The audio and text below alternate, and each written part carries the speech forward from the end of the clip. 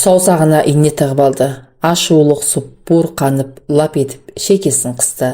Шалдың ары бұрылып, кетіп бара жатқандағы қалпы көз алдына келді бірден.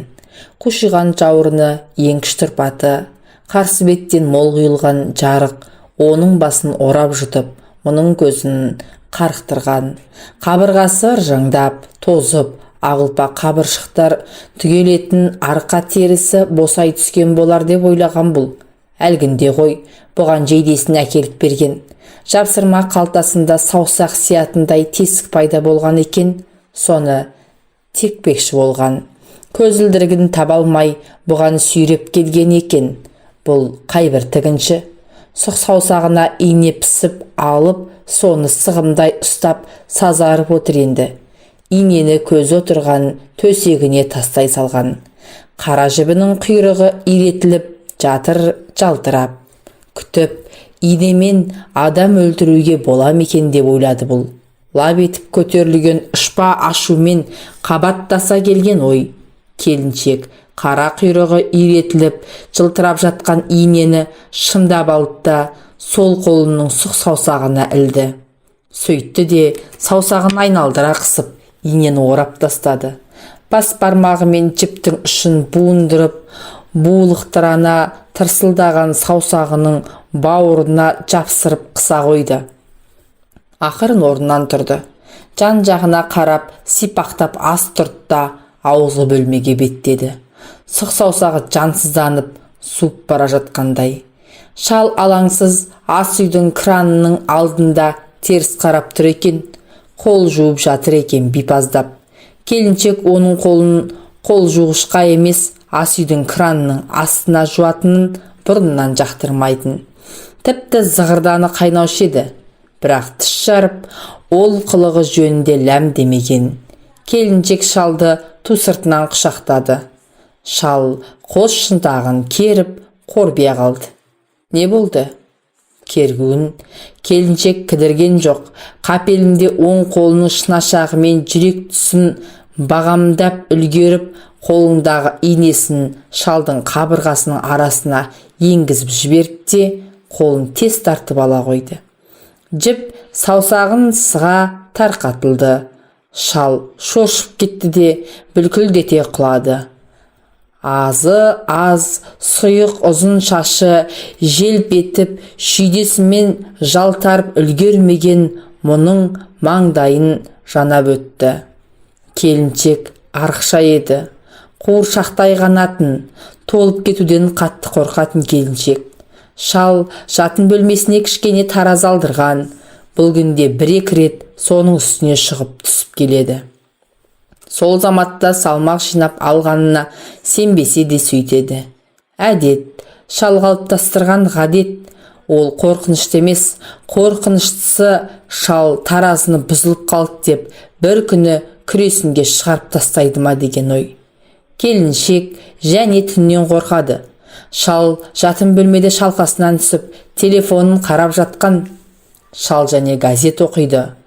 Жұмасына бір рет көлденең көшеге шығып, сондағы газет киоскісінен қобыратып бір құшақ газет сатып алып келеді. Сосын оқиды. Шай ішіп отырып та оқиды. Балконның жақтауына сүйеніп тұрып та оқиды. Жатып та оқиды. Кейде шай үстінде шал оқып жатып, газетін төмен түсіріп бұған бажырая қарайтын. Келіншек қорқақтай, қинала күлімсірейтін сонда. Не болды? Шал кірпік қақпай бұған қадалады. Қаз қарметті жекеге алу. Әкең, ол не? Ол атаңның басы. Жынды. Шал газетін қайыра қолына алады. Келіншектің ашуы лықсып кеп шекесіне тебеді. Бірдеңе дегісі келеді ақ, бірақ шал бетін алабажақ газетімен бүркеп алады. Онадайда өзін әзер тежейді бұл. Тежемегенде не істей алады? Осы шал жынды. Түсінбеген соң сұрайды да енді. Сұрап білмей ме, қас қармет деген бәленің не екенін? Шал жатын бөлмеде шалқасынан түсіп телефонын қарап жатқан, айқайлап мұны шақырады. Қуыршақ, еркелеткен түрі, жақсы көрген түрі. Ау, бері кел. Бұл ұшып жетеді. Ау, мысығыңды сау, кел мұнда. Жынды шал. Сөзіне қара, аяқ астынан бұзылады осындай. Шал аяғын қос төсектен салбыратып отыр екен. Аяқ ұшында 4 бұрышты кішкене таразын тақап қойыпты. Семірдің ау? Кім? Мен бе? Енді мен емес шығармын. Шал осы сөз айтқанда даусында ерекше мақтаныш тұрады.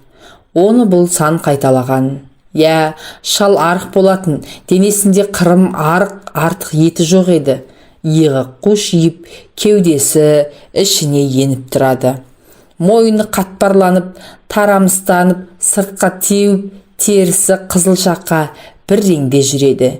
Кейде жүн жылған тауықтай болып елестейді оның мойны. Шалдың бойын тіреп тұратын артық еттің жоқтығынан ба деп ойлайды бұл, сәл еңкіштін. Шал сәнді киінгенді жақсы көреді. Базарға жалғыз барып қызылды, жасылды түрлі киімдер алып келетін. Сосын үйдегі кісі бойы айнаның алдында әлгі киімдерін кезек киіп, ұзақ ойқастап жүретін. Сирек шашын ары-бері сілкілдетіп, мазасы кететін. Сол кезде келіншек сырттай бақылап отырады. Ауық-ауық мақтау сөздерінде айтып отырады. Шал еңкіш бойын жазып, жаңа киіммен әрі-бері жүреді. Қыш табан жаңа топылыйы үйдің паркет еденін сыра соққылайды. Келіншек мақтайды. Шал келесі киімін кию үшін үстіндегі алқызыл кеудешесін шешкенде, келіншек оның олақтың сылағанындай салбыраған кеудесін, шалбарланған кәрі терлі қарнын көріп қалады. Шал аяқ ұшына 4 бұрышты кішкене таразын тақап қойыпты. Тұрмында. Келіншек басқа сөзге келместен аяғындағы жеңіл тәбішкесін шешіп, таразының үстіне шықты. Шал теріс қарап тұрған келіншектің бөксесінің тасатынан мойнын созып, таразының жылтылдай ауысып жатқан сандарына қарады. Семіріп кетіпсің. Қалай? Солай. 55 деп тұр ғой. Шал шарт кетеді. Айтпадым ба, таразы бұзылған деп. Семіргенсің. Семірмедім. Міне, мына қара. Шал айдында таразының үстінде теріс қарап тұрған келіншектің етегін сәл көтеріп, қылтасынан уыстай шымшиды. Міне, мынау 2 жарылып тұрмау керек. Келіншектің дауысы жыламсырай шығады.